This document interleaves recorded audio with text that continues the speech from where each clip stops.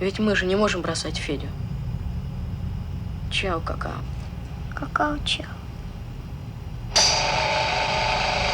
Привет, друзья! Меня зовут Олег, и вы на канале Киногост. Большое космическое путешествие 1974 года – советский детский фантастико-приключенческий фильм, поставленный режиссером Валентином Селивановым по пьесе Сергея Михалкова «Первая тройка» или «Год 2001» 1970 года.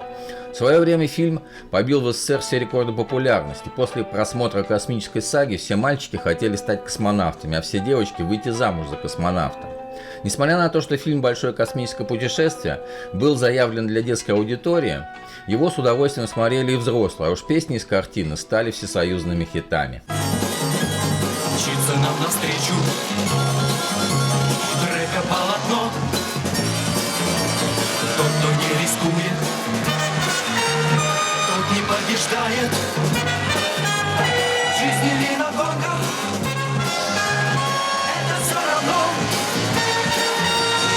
Фильм «Большое космическое путешествие», актеры и роли.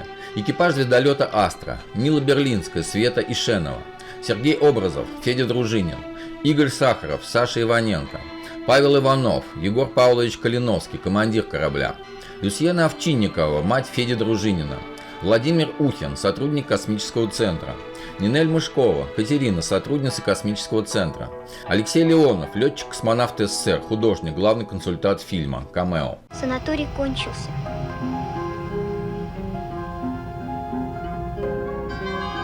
Как будто по ступенькам все выше и вперед.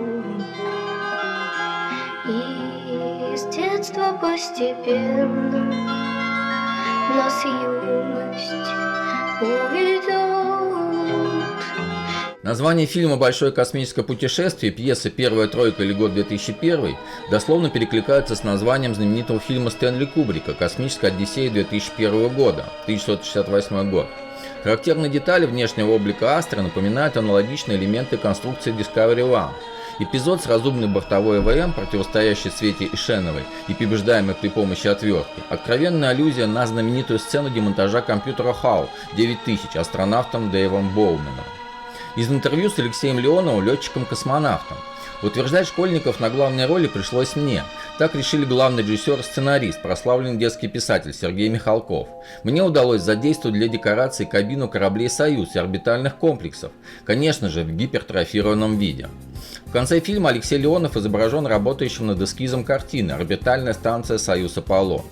Владимир Ухин, сыгравший сотрудника Центра управления, снялся всего в 5 фильмах и до 1992 года был ведущим программы «Спокойной ночи, малыши», если кто узнал его в фильме. Чувствую болезнь.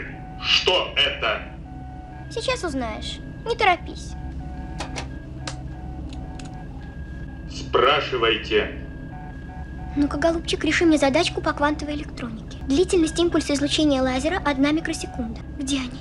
Двое в холодильной установке номер 1043. Спасибо за информацию. В оригинальной пьесе Сергея Михалкова Света Ишенова зовется Наташей Печатниковой, Сашей Иваненко, Вадимом Гонтаревым. Света Ишенова — единственная кинороль Людмилы Берлинской, впоследствии известной пианистки, выступавшей с Станиславом Ростроповичем, Юрием Башметом и Виктором Третьяковым. Командир корабля Егор Павлович Калиновский впервые появляется в кадре, подъезжая к юным космонавтам на экспериментальном итальянском автомобиле-макете «Селена» 1959 года, инженер-дизайнер Луиджи Сегре. Большая часть книжных полок в изоляторе, где большую часть времени находится капитан Калиновский, занята томами энциклопедического словаря Брукгауза и Эфрона. В фильме дважды произносится фраза «Спокойно, Маша» и «Я Дубровский», ставшая крылатой. Подобных слов нет ни в романе Пушкин-Дубровский, ни в его экранизации «Дубровский» 1936 года. Вероятный прототип фразы – реплика Дубровского, выдающего себя за француза Дефорша. «Тише, молчать», – отвечал учитель чистым русским языком. «Молчать, или вы пропали. Я Дубровский». Кто здесь командир? Я настаиваю, командир. Мы многим рискуем. Спокойно, Маша. Я Дубровский. Переходим на ручное управление и даем тягу на торможение. Понятно? Ясно. Затем переходим на станцию и устраняем на ней неполадки. Астра с латинского «звезда» – название космического корабля в двух популярных советских фантастических фильмах «Большое космическое путешествие» и «Через тернии к звездам» 1980 года, музыку которого написал Алексей Рыбников. Людмила Берлинская вспоминала, что изначально все песни в картине должна была исполнять Елена Камбурова, но Алексей Рыбников сказал режиссеру: «Я очень хочу, чтобы пела эта девочка, потому что я писал музыку для нее». Когда в одном из куплетов девочка не смогла взять нужную ноту, Камбурова, к которой обратились за помощью, подделав голос под Милу, исполнила эту песню просто и незаметно. Работа над фильмом «Большое космическое путешествие» 1974 года продолжалась 2 года, за которые юные актеры прошли целый курс обучения. После выхода картины всем казалось, что таких талантливых ребят ждет блестящая актерская судьба, но каждый из них выбрал другой путь. Игорь Сахаров снялся еще в 2 фильмах, Сергей Образов в 4. Дышите глубже. Проезжаем в Сочи. Устал я немного. Все будет окей. Саша, быстро свяжись с землей. Есть. Фильм «Большое космическое путешествие». Сюжет. 3 советских школьников, Света Ишенова из Бухары, Саша Иваненко из Донецка и Федя Дружинин из Москвы, побеждают во всесоюзном конкурсе с участием 100 тысяч претендентов и, пройдя курс специальной подготовки, отправляются в первый в истории детский космический полет на корабле «Астра».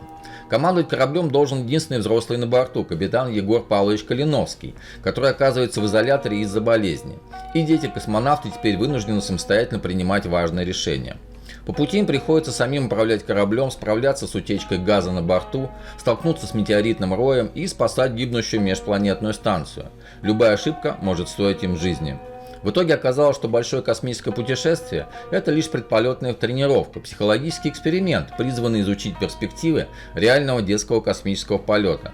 Но, несмотря на это, всех 3 ее участников, преодолевших нештатные ситуации, встречают как настоящих космических героев. Напугалась? Что с тобой? Там кто-то ходит. Чего-чего? На корабле нас только 4. Никто нигде не ходит. Этого быть не может. Но я видел. Померещилась. Страшно. Скажешь тоже. У девчонок вечно болезненные галлюцинации. Несмотря на все огрехи, фильм «Большое космическое путешествие» в те времена смотрелся на ура, да и сейчас смотрится местами. Мне картина очень нравится своей детской наивностью и легкостью, напоминающих о временах, когда мы грезили о космонавтике и исследовании Вселенной. Кто не смотрел, смотрите, и обязательно с детьми. В отличие от пьесы Сергея Михалкова, картина живая, естественная. Да, у Михалковой цельности больше и смысловой нагрузки, но получилось дидактически нетленное творение с схематичными детьми в сюжете. В самом фильме, несмотря на фантастичность действия, дети живые, и ведут они себя как дети, как должны вести себя дети, в силу возраста, а не в качестве педагогических образцов. Кино про детей для детей, вот как-то так удачно все совместилось. В картине поражают волшебные краски этого мира и вся полнота радости юного мировосприятия, открывающаяся нам через музыку Алексея Рыбникова, ставшей отдельной удачей и живущей своей жизнью. Целиком та самая песня «Ты мне веришь или нет» в картине не звучит, только ее часть. Центральным эпизодом в фильме ощущается воспоминание юных героев о зарождении первого чувства, и фоновая песня о доверии с тех пор живет отдельно от истории большого космического путешествия.